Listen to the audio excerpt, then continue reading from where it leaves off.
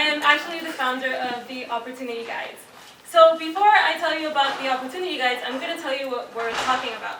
We're talking about out-of-school education programs for students in grades K through 12. And if you didn't know, actually one of the major contributors to the achievement gap between low and high income students is actually out-of-school learning opportunities, especially in the summer and after school. So students who participate in out-of-school learning opportunities are actually more engaged in school. They tend to do better in school. They actually tend to do better overall in life, and this is because they develop super strong interpersonal skills through meeting people from all over the country and sometimes all over the world, and just being pushed out of their comfort zone every summer and after school. They're getting access to experiences that they wouldn't have in their regular school day. And actually, these programs tend to keep students from lower income communities out of trouble and off the streets. So they're exploring awesome careers that their teachers would have never told them about. I don't know about you all, but when I was in school, I thought my only choices were be a lawyer, a doctor, maybe a teacher, but I didn't know anybody who was an engineer. I didn't know anyone who was a designer. I didn't know anyone who was interested in research. So I thought my career options were super limited, but these kids, they know that there are opportunities out there because they're meeting these people all the time. They're getting real world experiences, doing mentorship and internships throughout the year, and they're actually practicing their leadership development skills. So this is all to say that the right opportunity can actually change the entire trajectory of a student's life. So a little bit about my friends. I have a lot of really successful friends. Like everyone in San Francisco is successful, right? So it's like the cream of the crop. Like there are so many millionaires this year just based off of IPOs.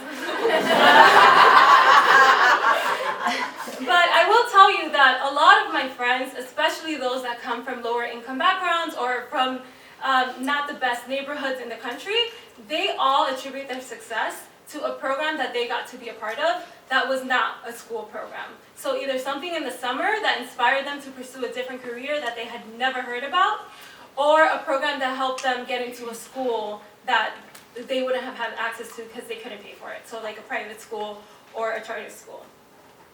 And then this is me in high school. Actually, I couldn't find many pictures, but this is what I found on Facebook. I was a junior in high school, and this was actually 2 separate trips to some universities in New York.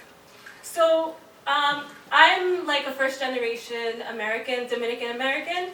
My mom is an immigrant. She was a mother of 3, a single mother of 3. She didn't speak English. So it was really hard for her to understand the US school system. It was really hard for her to help me figure out what I needed to do next and what opportunities were out there. So a lot of my experience was Googling everything. I literally Googled how to apply to college, how to apply for a job, how to interview for a job after I failed my first interview. Everything was just me on Google. But one big problem that I had was when I looked for summer opportunities and after school things that I could do that would expose me to different things. Most of them I actually couldn't afford at all because we were very poor. And so I was left to my own devices, and I kind of did get in some trouble, not legal trouble, but I wasn't doing the most. I wasn't like getting educated in the summers. I was just like hanging around, not doing much. And it makes me wonder how far along I could have been by 18 if I had had access to the opportunities that a lot of people that grew up maybe 10 miles from me had access to. So what is the problem? Or what are the problems? Finding these programs is really tough and tedious. If you do a Google search for programs for students, you'll find the ones that have the best SEO, you'll find the ones that have a marketing team, but you will not find all of the amazing programs that are out there. There are thousands of programs. Many of them have scholarships, many of them are focused on women, getting women in engineering, getting women into STEM. Many of them are focused on a specific discipline, but you won't find them. It's really hard to find them unless you know someone that's been part of that program or you're part of the network or your teacher knows about it. So every time I ask someone, how'd you find out about that cool program? oh, my mom's friend who's a teacher thought that I would be perfect for it. But what about all the other students that would be perfect for it? Why don't they have an opportunity to access these programs? So the problem is there's no central platform. And because there's no central platform, there's no way to filter by the specific needs of a child or a family. And then on the program side, they're using some SEO, but not really. A lot of them are actually advertising or counting on advertising through word of mouth. And the rest of them are actually just sending out mail-in forms to all the people that they know about. So super inefficient. They're not able to reach all the students that they could possibly reach. So my solution is the Opportunity Guides. Here's a quick screenshot of my website. By the way, I'm not a designer. I'm an engineer, so this is what I came up with. If you have design skills, hit me up. The solution is actually the Opportunity Guides. It's a platform to help students find high-quality programs, learning programs out of school. It's easy to search and filter by many things. So you can search by programs that offer scholarships in your city and also focus on underrepresented groups or on women, and also focus on math or science or STEM or anything else that you might be interested in, even art. And if you don't know what you're interested in, then we will still help you find something. So there's a questionnaire when you sign up, and what I use this for is to surface the best programs for that specific student. And on the program side, why would anyone want to be on my platform? Well, because we can provide you with high-quality leads that are actually looking for opportunities for their children. So during Violet, I actually built out my platform, and which is really awesome. I built out my platform. Okay, cool. And I wanted people to get excited about that because I had to learn so many new skills to do this. I'm a mobile developer, and I had to learn React and JavaScript, which I had never worked with before. And then I got the chance to hire 4 contractors to add 1,500 programs to my database. And throughout the program, I also met all these really awesome women who I got to receive mentorship from every single week and to work through problems with. So I'm super grateful for that. So thank you to all of you for being so awesome and so supportive, and for all of your creative ideas. I feel like this community is necessary. So thank you, Shreya, for making it happen. And then we also got to learn from some really cool founders, which one of them is in the room. Her name is Tanya. She's my friend.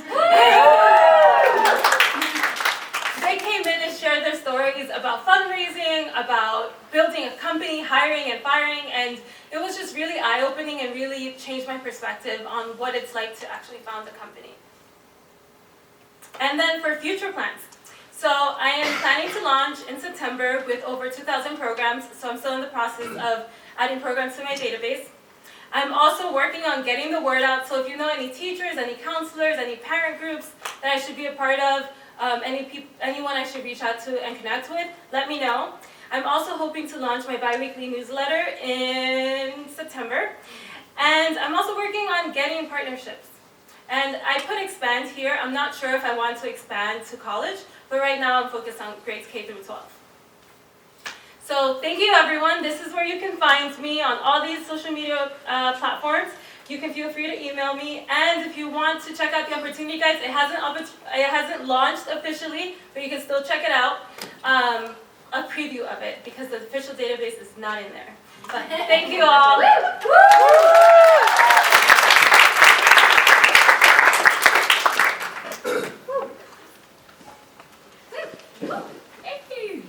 Hey everybody.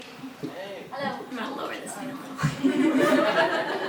I'm 4'10", this is hard. So I'm Rebecca Krochmer, and I'm here to talk to you about Quantum Bootcamp. So, who but why? My tech career started when I was 7 years old. And this was when, if you see this little movie poster down here, I was the star of a Hollywood movie. No, just kidding. I was a body double for the main actress. But there was this movie about this robot who was on this quest to become more human. It was a Robin Williams film. It was fun. And so my acting career didn't work out. obviously. And I ended up at Stanford, and I like to think about this little anecdote.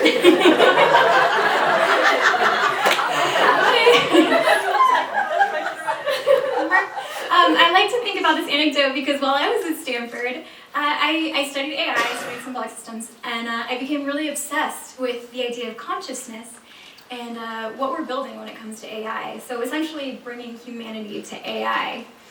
And so my postgrad life consisted a lot of building more things in AI, building things in natural language processing, computer vision, so I could really dive deep. It culminated in me building a company called Neural Sales. I built the product, and if you're interested in sales and AI, you can check that out. And I also at the same time started talking and speaking, going on the speaking circuit about AI and ethics. And I think it's something that's very important. And the thing that became more and more clear to me as I spoke more and more and talked to more people was that one of the most foundational issues in the problems that we see with tech sometimes and the problems we see with AI is if we want to build things that represent the best parts of us, then we need actual diversity in the programming community. And I don't have to tell you guys that the programming community in Silicon Valley does not represent this room, right? Yeah. So where does quantum computing come in? This thing, I don't know if many of you have seen this, but this is a quantum computer. I don't know if you know, but it's not just a legend, it's a real thing, and any one of you can go on and actually program one right this minute. So quantum computing is this thing that's emerging, and it's getting a lot of attention in the research community, a lot of attention from governments, China, Russia, and the US specifically, starting a new kind of competitive thing.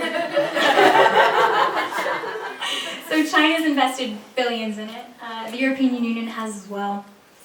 The US actually in the last, I think, year signed $1.2 billion to quantum computing research. A lot of money, not a lot of people in it. By some estimates, less than 1,000 people are experts in this and they're actually working it. So, quantum boot camp. I am convinced, how does this connect with AI? I'm convinced that quantum computing is where AI is going to happen. All the things that we've been promised in the movies, not here yet, right? It's going to happen on quantum computers. So, what's the problem? There's a huge, first of all, huge business problem with a huge shortage of talent in quantum computing. Second, lack of emphasis on ethics and programming coursework, right? So, I've seen that a lot in my own education, in what people are learning, hoping to inject some of that into boot camp. And there's obviously an increase in diversity needed. So what's the solution? Educate quantum programmers. So, boot camp, how's it structured? It's something like Hack Reactor, or any of these boot camps that you've heard of that have become really popular. It's taking people who might have started out in totally different areas and educating them for career changes. So 12 weeks in person or 6 months online. The cost structure is $8,000 upfront tuition, scholarships available, or 20% of your first year's salary after graduation. Diversity-wise, we're going to make sure that it's at least 50% women, and I can't quantify for you diversity, but definitely going to be more than 2% Latinas. So, the progress that we've made, I've been able to make such incredible progress in large part thanks to Violet Society. This is my core team. There are actually a good number of advisors in addition. We've been able to secure really great advisors like Doug Fink, who's, if you've Googled quantum computing, you've probably seen his work. He's authored the Quantum Report. My right-hand woman is Maitrey, and she is getting her second master's at Stanford. She got her first in physics, second in management sciences and engineering. And yeah, we have a number of other people contributing. As far as the model, so first, what I've decided to do first is focus on educating corporate. So we do things called corporate briefings or executive briefings, where we talk to executive teams and educate them. And so Deloitte actually has come in the last couple of weeks and is talking to us about doing these sorts of executive education because execs don't know what quantum means to them. Is it hype? Is it not? What do they need to know to not get left behind? So, in the last couple of months, we've managed to put together several events on quantum computing. These are pictures of the different things. We went to the British consulate to educate them.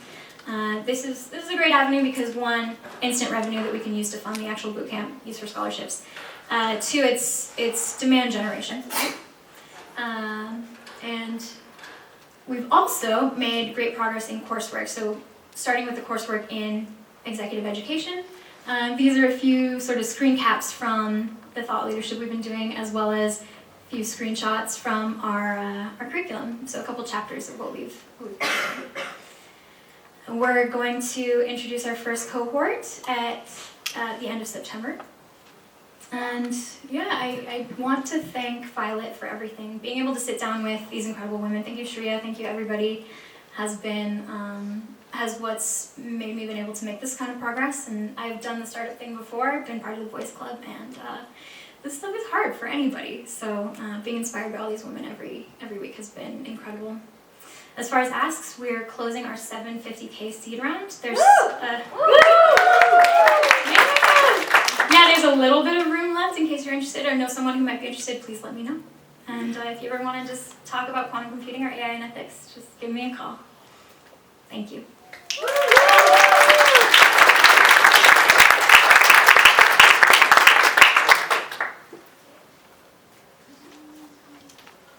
Okay, hello everyone. My name is Liz Strong. So within the first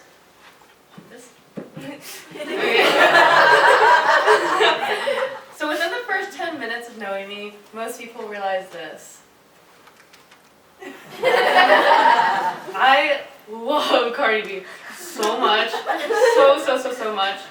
If you hear Cardi B music playing somewhere, I'm probably there. And the reason why I love Cardi B is because she's authentic, hilarious, and she just bulldozes through everything to get whatever she wants. And I would like to say that we're very similar in that fashion.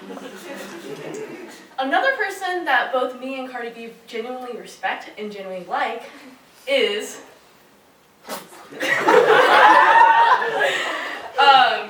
again, very similar qualities between the three of us. And in what I consider as one of the greatest collabs of all time, Bernie Sanders said Cardi B is right. And what we all three focus on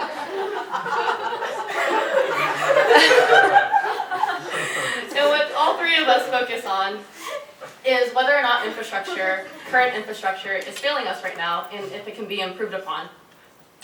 So, this leads me to introduce myself as, infrastructure.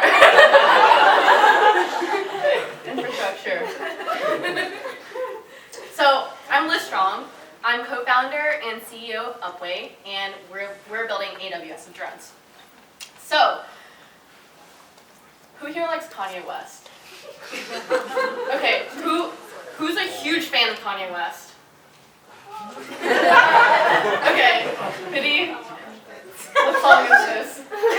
Gold digger. Okay, so Upway was started because of a gold digger. So my co-founder's father mines gold in Alaska. And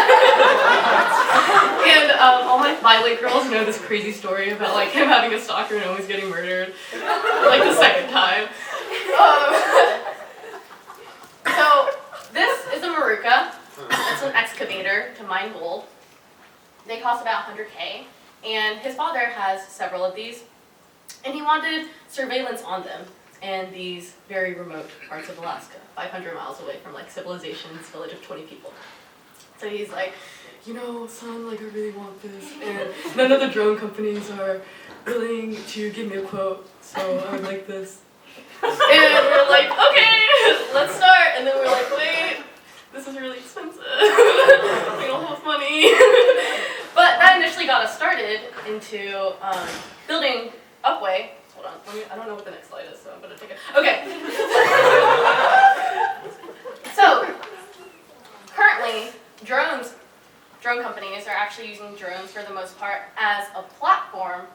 for data analytics and for software as a service.